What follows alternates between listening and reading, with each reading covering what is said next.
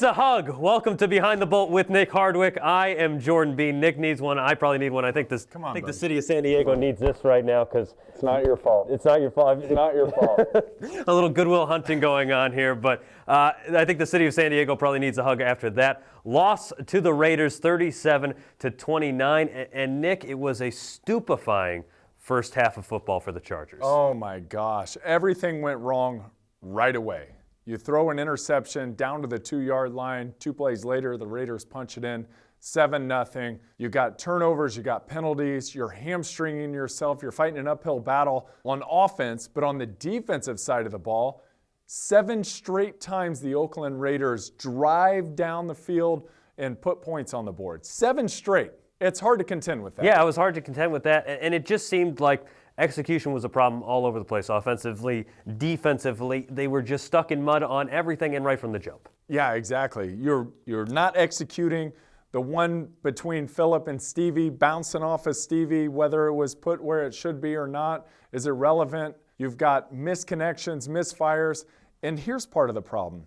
This team is very dependent on Phillip Rivers' performance. If he has 2 interceptions and 3 or 4 bad throws, then this team has no chance to win the football game based on the way the defense performed Sunday. Yeah, Nick, it seems like this offense is almost completely reliant upon number 17, and that arm is getting tired. He's thrown the ball 123 times the last 2 games, and he threw for 48 3 weeks ago against the Steelers. He's never done that before in terms of a 2-game span. It's the most he's ever thrown the ball, and it's really not complimentary football on the offensive side of the ball. It's not, and you would like to look to the run game to take some of that pressure off. This Oakland Raiders team was not the team to try to establish that run. Coming into the game, they were the 3rd best defense in the league against the rush.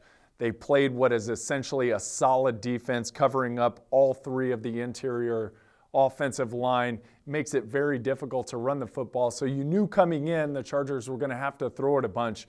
When they were struggling doing that, that's when the defense has to kick in.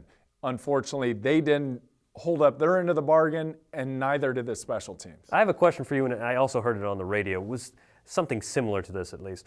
Was this a case of the Chargers just playing a game that wasn't going to be in their favor from the very beginning? Or was this a case of the Raiders kind of announcing themselves, here's our core nucleus, we're going to be good now. We got Carr, we've got Amari Cooper, we've got Khalil Mack on the other side of the ball. Is this a case where the Oakland Raiders kind of, their coming out party to the rest of the NFL? Well, you could say that. They came out very aggressive. I love their offensive line and the way they performed in this game. They were giants. They're huge men.